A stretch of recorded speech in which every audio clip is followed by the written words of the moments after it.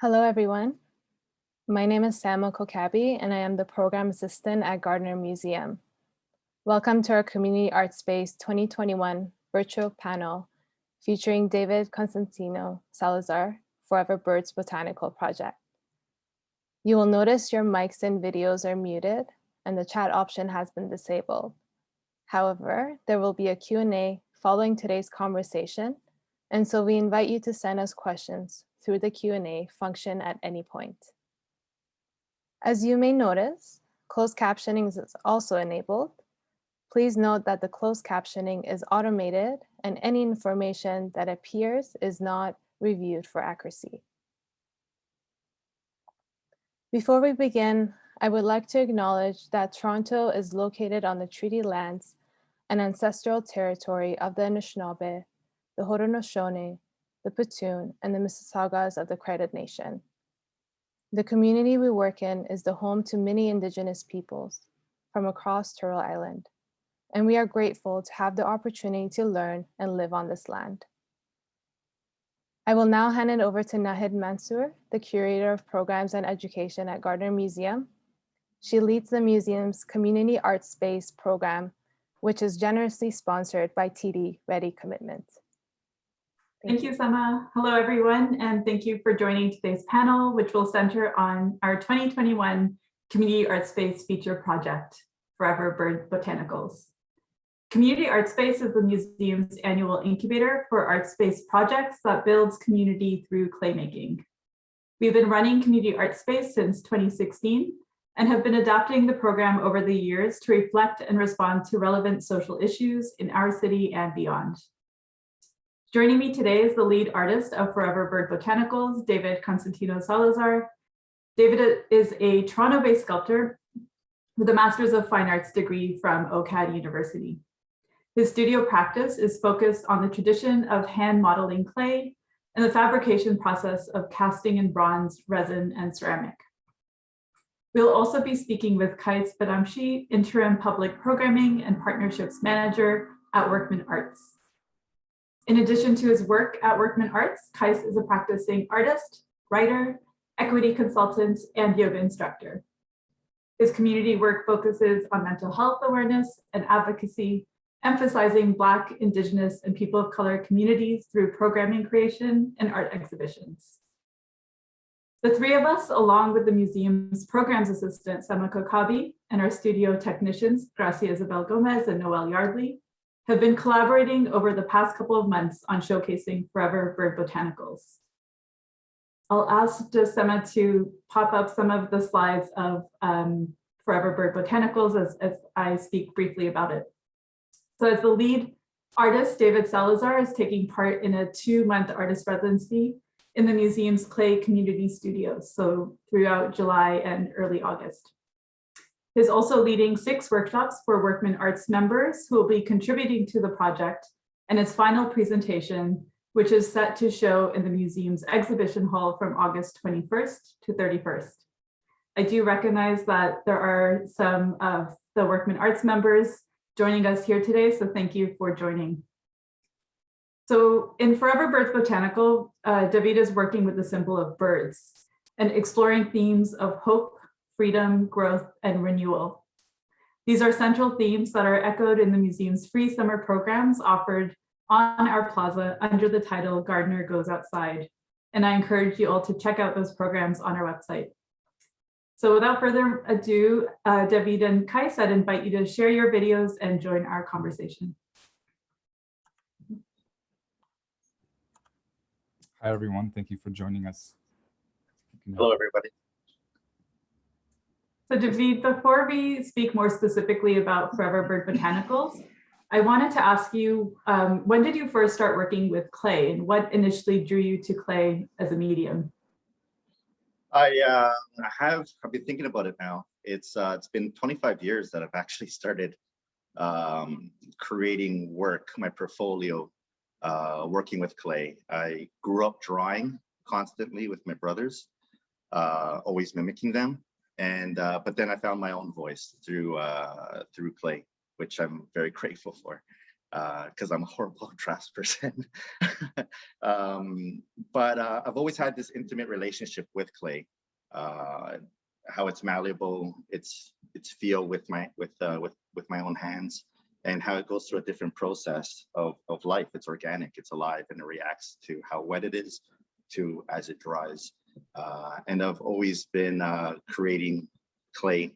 I've always had clay in my hand, whether I was traveling to school, back home on the streetcar, and just really seeing how it is that I can express myself with this medium.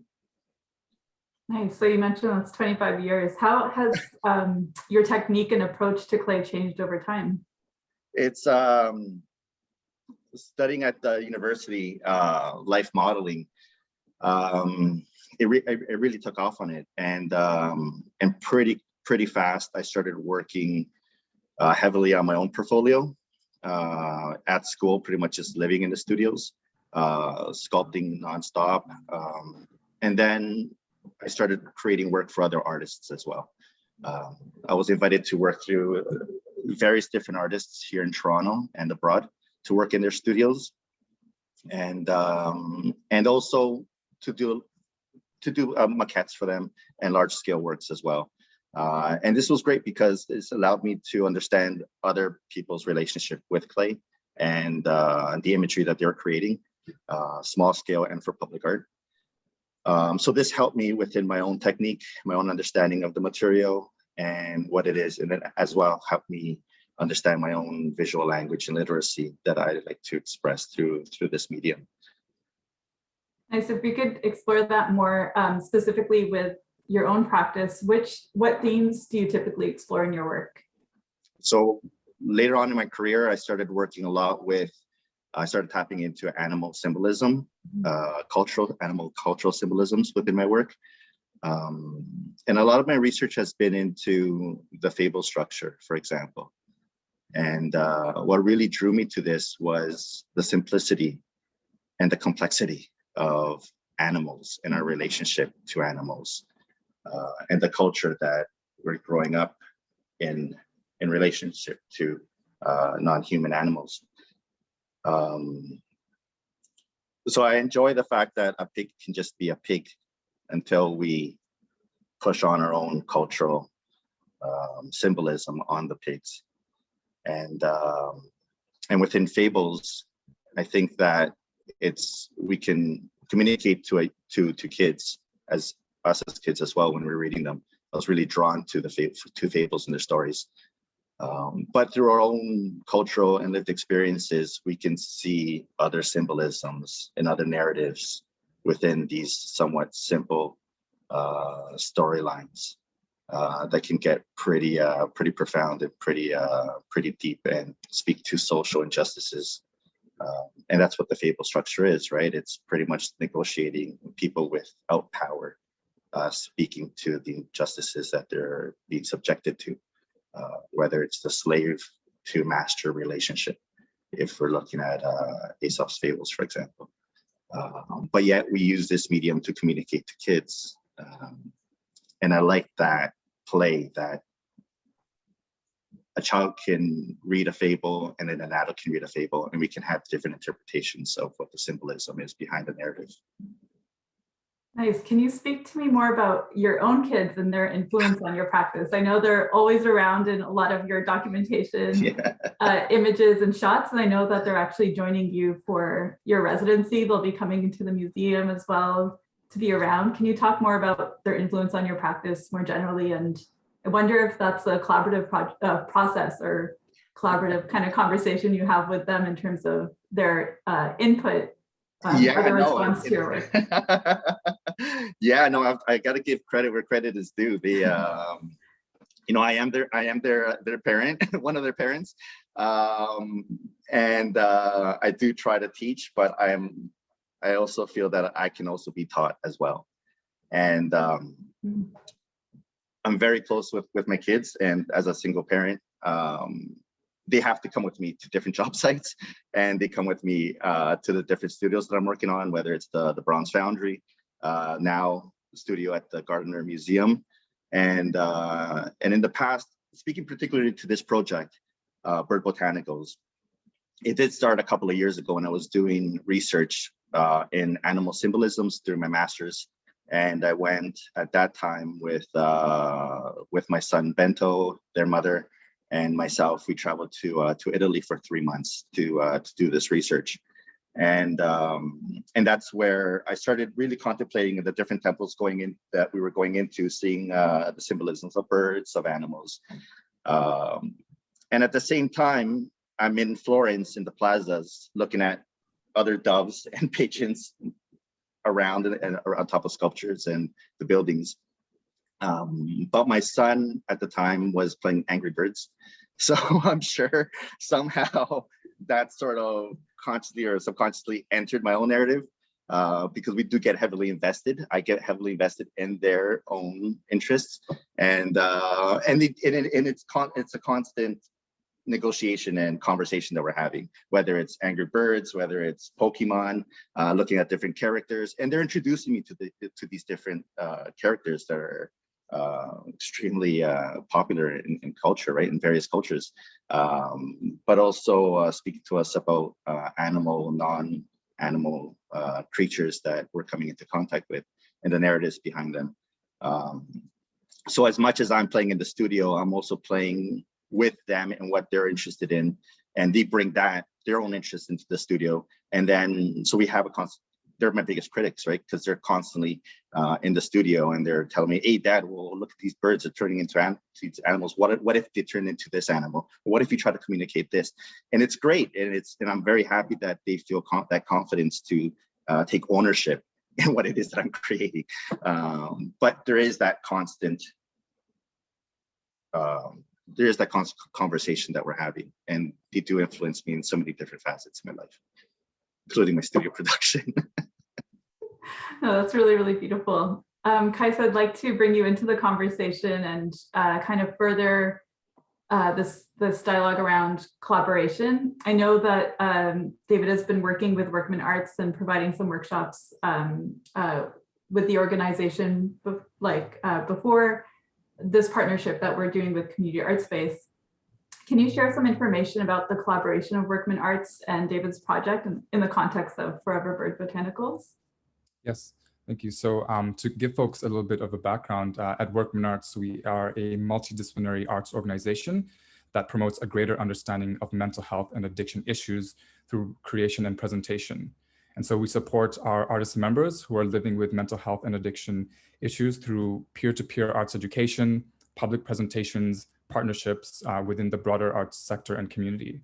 And so within the context of this collaboration with David, where David will be leading 22 of our members within a 1-hour clay making and meditative workshops, it's rooted within these continued conversations around new ways of growing past some of these experiences that we've had in the previous years around the pandemic, global trauma. What are some of these opportunities in which we have to connect or reconnect as a community, but then also find newer ways of building, ways of existing around that as well. And so that is essentially what is informing this collaboration, is those opportunities to continue those conversations on how are we continuing to shift, both as individuals, but as a collective, as a sector, as a community, into realizing these new realities.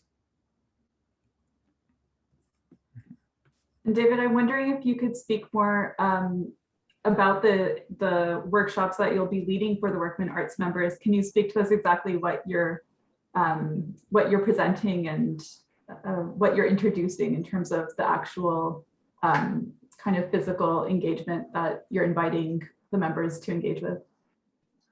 Yeah, it's I'm really grateful, and I'm very happy that people are willing to participate in what it is that I'm offering. And the way that I contextualize it is that I'm asking people to be vulnerable. I'm allowing people into my own studio practice, and that is of just having a meditation of what birds mean, what the imagery of birds mean to us, and their cultural symbolisms. I understand that birds come. We have given them to represent freedom, peace, hope, divinity, and I'm asking them to we have provided the participants with clay.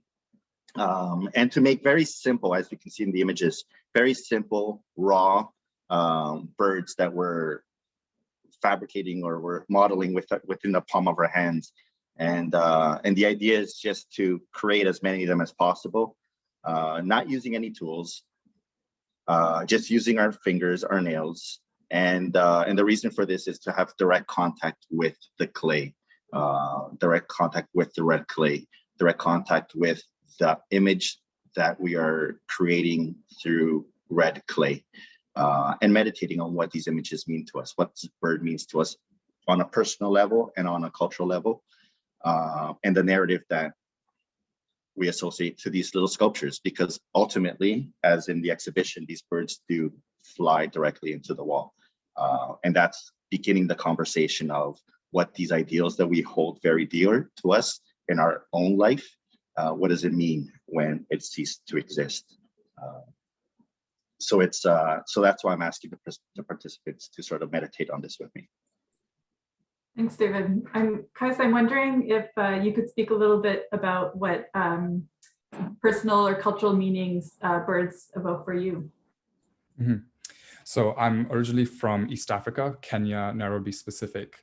And so through my childhood, one of the most favorite birds in which I have, and one of the most abundant across the region, is the weaver bird. And so the weaver bird are these like small sized yellow birds have accents of black feathers. And if folks would just Google different images and just seeing how the birds create their nests, their house, is through each single strand of grass in which they just weave and circle. And so it takes a lot of time, a lot of intricacy, a lot of care, and personal contact with the materials of constructing their house. And so this is the metaphor, the imagery in which, again, this partnership is centered around, but also how we're continuing these conversations between us as a community, as members, sectors, weaving together these opportunities for, what would our society look like, post, the pandemic era, or how can we, further continue our own, roles within our community and significance. What areas are we looking to continue to build and prioritize? So I really like that symbol of the weaver bird in the amount of time that it takes, to weave and to make their homes. And I think that is essentially, again, the roles as, not only in the context that we're talking to over here as within this partnership, but for what our roles are as artists, as, arts leaders, administrators, and also people who also don't identify as artists, who are very intrinsic and part of these conversations that we're having right now, in terms of, again, exploring these new ways of reconnecting, of rebuilding community, of starting over from like a very abrupt stop, right, in which we had faced through the pandemic. And so finding ways to weave around some of these barriers, or potentially even weave through. And that's what, again, the cultural significance of these weaver birds mean to me, and how I see them as part of like the partnership as a whole. Yeah, it's so great how everyone has their own personal connection to birds, or evokes different meanings or memories for them. And it's really nice to, it will be great to have all these different responses to the birds, because I'm sure these memories will influence, as David is talking about, meditating on the birds and thinking through these actions and what they symbolize. I think a lot of personal stories will come out in the types of birds that are created. And David, I know that you spoke to me earlier about the notion of like the original, and how these birds and working with the clay and not firing these birds kind of speaks to that notion of the original, and specifically how it breaks away from your previous work where you use clay as a modeling medium, and how this project kind of differs from your previous works. Yeah, that's right. It's this is a huge shift for me. That it started a couple of years ago when I began this project, to develop this project. And there is, I had an experience with being in Brazil and visiting a saint sculptor, a friend of mine, and he works in wood. And he has a lot of different maquettes and small scale, all of that. He has a wall filled that he sells to people at his studio. And they're all small little maquettes of Saint Francisco. They're all in the same pose, all made out of wood, but they're all different. Even though they're all in the same pose, they're all different. They're very rough, very rough. And I was looking at this huge wall and I was thinking, I'm missing this within my own studio practice, where it goes through a production where I'm very intimate with whatever it is that I'm sculpting in clay. I fall in love with it. Then I make a mold, and then it gets cast in a different material, depending on the project, whether it's resin or whether it's for public art that goes into bronze. But I'm always happy with the work, but there's always a little bit of a disappointment afterwards. And when I saw this, when I had this experience, and that's what I was thinking, is that's the aura of the original, as Walter Benjamin speaks about. And I had a physical response, I had an emotional response to this. And so a couple of years ago, when I started developing this work, I said, I'm not going to make these birds, cast them in, make a mold and then cast them in a material, and then just mass produce them because I wanted 500 of them on the wall. I said, no, this one has to be an individual. They all have to be individually hand modeled. And when I was introduced to the idea of hand modeling the clay and firing it, which I was really ignorant at the time about it, I was just blown away. I was blown away with the subtlety of just even fingerprints being fired in the final work. As little pieces were dragged away and crumbling, it got fired. And I fell in love with that. I fell in love with the idea that they were so intimate. They were all intimate. And I believe that this project, it demands intimacy. It demands my own relationship with clay, the intimacy that I have with the images that I'm sculpting, and also the intimacy now that I'm asking people to participate in this project, hand modeling this clay, and not firing them at the same time. They're individually hand modeled, and collectively we're exhibiting them together. And I think that this speaks to the approach that the Gardiner is having within the larger scope of this project of my residency at the museum. And so that was my choice of working with non-fired and fired clay, the ephemerality, the impermanence of this lived experience manifested through material, which is clay, which has a great deal of symbolism within, metaphorically speaking, of our own impermanence, human body, and the different stages of this impermanence. So some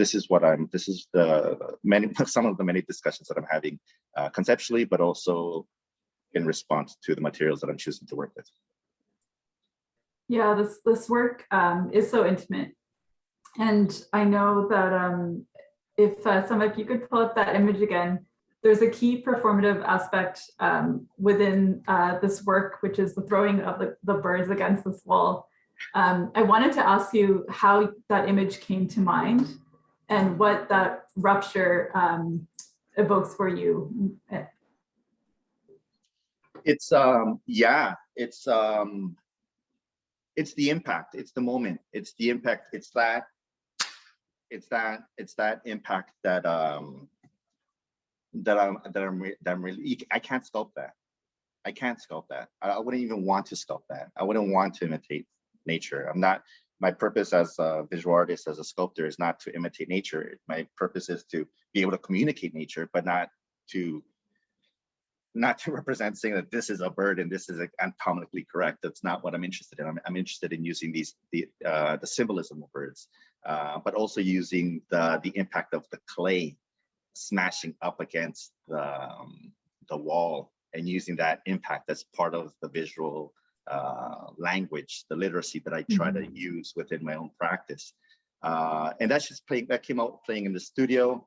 That, there's great influence there with improvisation, looking at Miles Davis, Coltrane, being in the moment and improvising, see what we can do with the material that of my expression. how it is that I'm trying to communicate that impact. And the best way to communicate impact is through literally impact. There's no other way of getting around it, right? Yeah, I think it is very successful. Oh, Kais, did you want to jump in? I did actually want to respond to that, if I may, around impact. And, I had another personal meditation and recognition again that there are some birds which cannot or do not fly, right? And there's who are bound by, again, their geographic region, certain conditions, and certain extents of impacts as well. And then so there's also then with the notion of these birds who do have flight that we're seeing right now on the screen are also, impacted by some sort of circumstance or condition. So I think, from a larger conversation around, community, cultural symbolisms, equity, that there are those layers and those degrees of experiences and of impacts and of, opportunities and, access and that power like dynamics that David had earlier referenced within our conversation. But again, this idea of that they are birds which, do not fly and that are bound to specific impact and land. And then there are those birds which are, that are not necessarily tied so closely to that. And I think, that's what we're more yearning for, is to be, not be, constrained as we have been for, for the past year and a half, and to have that, boundless limitation experience. But yeah, that's just something I wanted to respond to as we were looking at the images. Yeah, thank you for that. I think, yeah, as I look at these images, I think it's, work is very successful in inviting audiences to reflect on personal and collective trauma. In case you're mentioning this or leaning towards it, wanted to ask maybe both of you why you think reckoning with trauma is important. I'm sorry, why is it that it's important reckoning with trauma? I think it's difficult, but it's necessary to process and to understand that it isn't just an individual process, but also a collective process. And there is a lot of personal trauma that we've gone through at different levels, and also inherited trauma through generations, cultural trauma through society, and as a result of different issues, whether it's patriarchy, whether it's colonization, but it's an important conversation to have. Specifically at this moment in time in our lives, right? And that's touching on why it is that I'm interested in having these conversations. And the best way that I can have these conversations is through the best way that I do, which is through my art, right? To present it publicly. Thank you. Yeah, I can also definitely speak to that in a more personal context as in regards to like a more broader look on why it is important in understanding our trauma and like how it informs our experience. But I also wanted to introduce again like this key factor and this care and mindfulness around when we discuss trauma, that now there's been a little bit more of a conversation that's surrounding that due to circumstance and experience, but there's a little romanticization of artists being informed by their trauma or having to make work inspired by their trauma. So there's a little bit of that exploitive factor as well. But in the context of why it is so important to address our trauma, as David had mentioned, is just understanding how it informs who we are as people. Also understanding that we are not our traumas, that they have happened to us. That's for myself within my personal journey of my trauma is something that that I'm not my trauma, but it is something that is a part of me, and something that I'm learning to move with and to heal alongside. And it is something that has provided me a different perspective, an opportunity for growth as well. And again, that's like a personal experience and context. I'm not saying that within the greater conversation of trauma as a whole, that anybody should be taking a prescriptive look or like a pragmatic look on, your trauma is meant to teach you something. But that's just something that I have found out within my own experience. That's what has given me. But again, just emphasizing that has to be a more awareness and mindfulness when we have these conversations of, consent to when engaging with people around these conversations, and care and understanding why it is that some people do what they do, and not maybe fully understanding that and people's stories. But it's meeting people where they're at, and within that care and mindfulness as well. Mm-hmm. I hope that answered the question. Yeah, thank you. I know, David, when we've spoken, you've mentioned how, like, in terms of to pick up on so much of what Kais has been saying, that there is this potential of finding value in the pain, and maybe not for everyone, but it's something that you've referred to in our conversations. I'm wondering if you can speak to that in relationship to the title, specifically the forever part of Forever Bird-Botanicals, and how forever kind of plays into this work in terms of energy, in terms of loss, in terms of materiality. Can you speak more to that word? I find it a very, very succinct and powerful title for this work. Yeah, it's yeah, forever. It does speak to the living force, to energy. Here, metaphorically, I'm depicting a bird that was in flight and has abruptly come to an end, their life, by smashing into an object, the wall here. But I didn't want it to, when I originally started exhibiting this work, to understand it, I didn't want that to be the end conversation about, which is an important conversation about birds flying into our buildings, mistaking them as a reflection of the sky. That's an important conversation, but I wanted to go beyond that. I wanted to see it symbolically. What am I speaking about with the bird? And symbolizing it, as we already spoke about, whether it's freedom, whether it's peace, hope, connection to divinity, whatever that might be for us individually. And what does it mean when those ideas, that idea of peace of being, comes to an end? And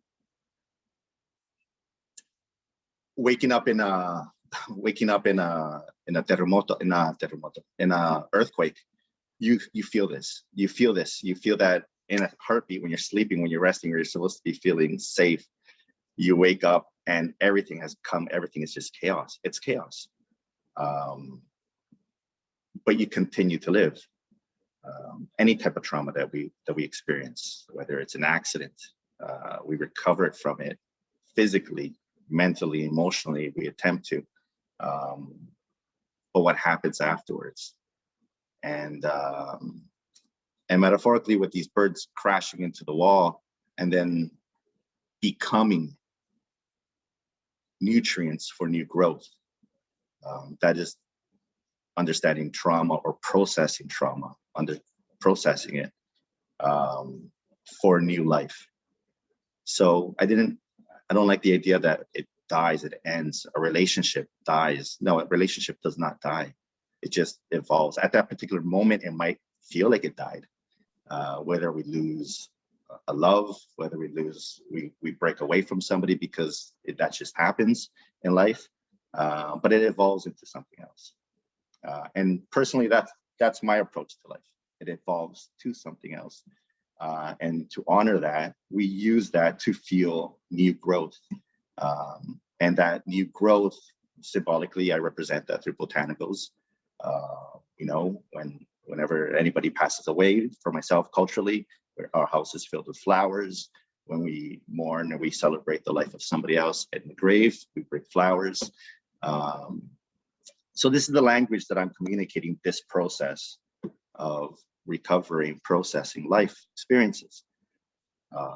So going back to your question about forever, what is forever? I guess forever is, in hindsight, retrospectively, that's that energy that continues to fuel through a life that physically it's dead, but that physical body becomes nutrients for new growth, for new life, which continues, because that energy, where does that energy go?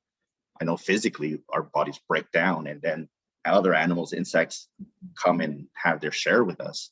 And that fuels growth, that fuels their growth. So why wouldn't I have that same approach to my own personal life, dealing with trauma, dealing with what an end is? An end isn't an end, an end is just a continuation. And it's that energy that continues to flow. It's so personally, that's that energy is tapping into that energy. And so that's why I came up with forever. Originally it was Bird-Botanicals, but it's like, no, it's forever. That energy is forever. It's going to continue to go. Mm-hmm. And hopefully it's a positive energy and not a negative energy, as we see how it can become a negative energy and oppressive in our lives. So try to unlearn that, try to stop that repetition of seeing it as something negative, right? But seeing it as celebrating and seeing it as something positive. So yeah, forever, forever is forever. Forever is, if it's going to be forever, let's have it be something positive, right? Guys, did you want to add to that? No, that was David took us away. Yeah. Agreed. I have nothing to forever. And we're all hearing the word recovery a lot these days, as we, as things kind of, our new normal kind of sets in with the pandemic and some of the success of vaccinations, et cetera, and things getting back in terms of socializing again as we used to. This project doesn't shy away from the themes of transformation, adaptation, and renewal. And I know, David, that you've conceptualized this work before the pandemic, but I wanted to ask you how you see the work now after this collective experience. How has it informed the piece? Yeah, it's what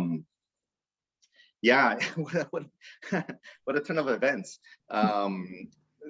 This work was originally commissioned for the 3rd Biennale in Asunción in Paraguay. And I went to exhibit it, and I came back prior to everything being shut down. And it took a life of its own. And it's, if we want to contextualize it within, we are contextualizing it with the different types of trauma. And this is a trauma that's sort of not individual. We are going through individually, but also collectively, not only within our own country, but worldwide. How is it that we are sort of coming out of our isolation and navigating being in public again, coming in contact? I feel like we're currently living this, and we're negotiating what this freedom is. What does it mean to go out? What does it mean to hug somebody? What does it mean to be in contact with other human beings? I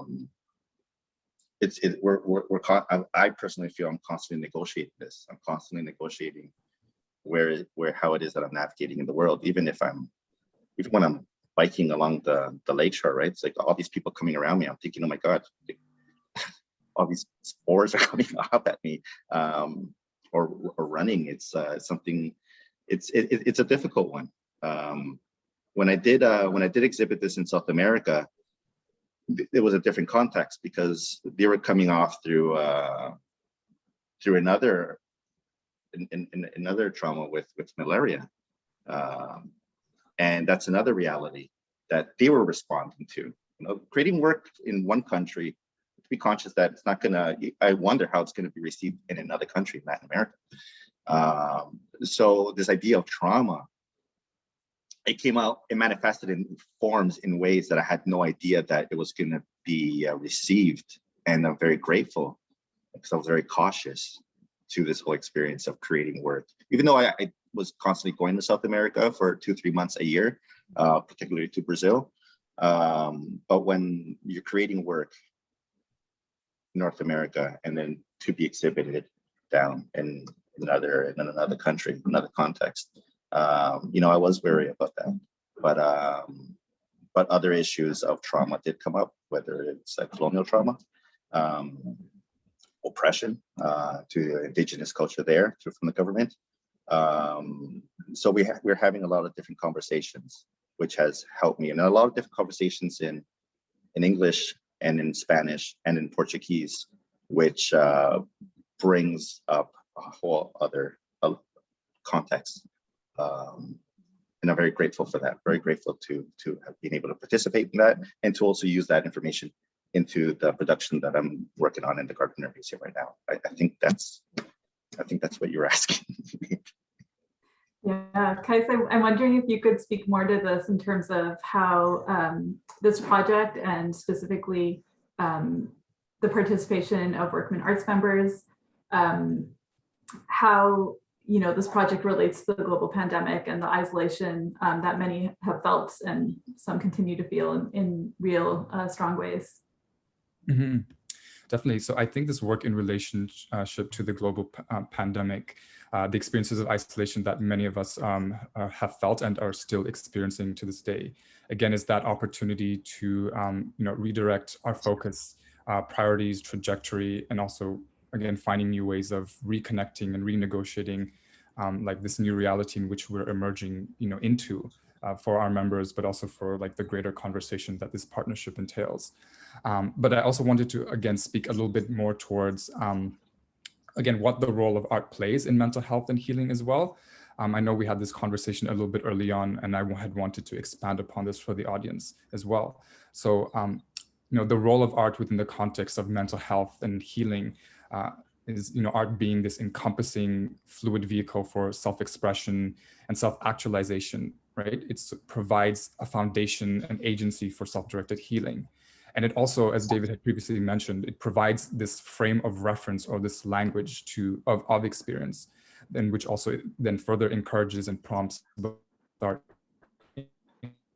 individual and collective on the possibilities of reconnection and continuing on nothing truly ever finishes, and that's that. And art helps to facilitate healing in these areas in which words themselves cannot heal or fall short of expressing, and it's the foundation of every pillar and of foundation of human culture as well. So that's also something I just wanted to highlight in the role of art within these conversations and helping facilitate it as well. Yeah, thank you for that, Kais. I'm wondering, we'll be moving into a Q&A. If anyone has any questions, please feel free to drop them in the Q&A box. And before we get to them, I'm just wondering if both of you can speak to what community means to you. Do you have a definition of that word community? How do you relate to it? Yeah, it's community is there's an expression in Portuguese that's always really resonated with me, is a person without friends is a poor person. And that really resonates with me, because there's value. There's value, not in monetary value, but there's value in community, in who it is that we come in contact with. For myself personally, community is a support. It's an extreme support in different facets of our lives, whether it's emotional support, physical support, and the support that we offer to others as well. I'm very blessed that I'm a proud member of Workman Arts and the Art and Extended family.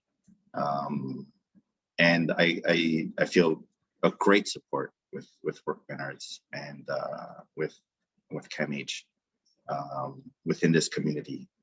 And I feel it's a relationship that goes both ways. Other personal relationships with community. Without community, how would we navigate the world, right? Like our different circumstances, like our family, my community with my family, to support each other. A community with friends, my extended family. And it's difficult navigating with two kids and as single parenthood. Without this community, life would be extremely difficult. And I'm very blessed to have these relationships where it goes both ways. And it's not based on monetary value. It's based on what it is that we can offer and what people offer us and how it is that we navigate our lives. So it's very personal community. It's extremely personal, and it's extremely important because without community, we lack the most fundamental experience of life. For myself, what community means and its significance is, I believe community and myself are two sides of a coin. I believe who I am today as a person has been so informed by the teachings, the patience, the empathy, the grace, by everyone being, my immediate family, my blood family, and then also my chosen family, and the communities, again, in which I occupy, my colleagues at Workman Arts, our members, and the different communities within also the digital space and the digital realm. I don't think community can be, separated from the person, and the person directly, contributes and informs the community. And so the way I move through the world, or the way in which I choose to, is always within the back of my mind is, I'm not just by myself or representing myself. I'm representing, part of the communities that I'm a part of. And I have, again, like a duty and obligation to give back in where I can as well. And again, that's just how I move, again, throughout my work, at Workman Arts, within my personal arts practice, to pay homage, because I am not, KAIS without those years of people who have, poured into me for like those experiences. Like the idea or the construct of KAIS has been a community building or project, right? I didn't just manifest on this plane and then, walked on my way. I was supported all the way through.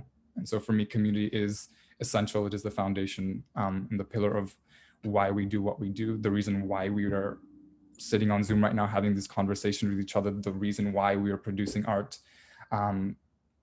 Yeah, I don't think I need to say more and expand. It's just, again, yeah. No, that's great. I think what's really clear from both your answers is that there is both a safety or a protection, there's value, and there's power in the collective.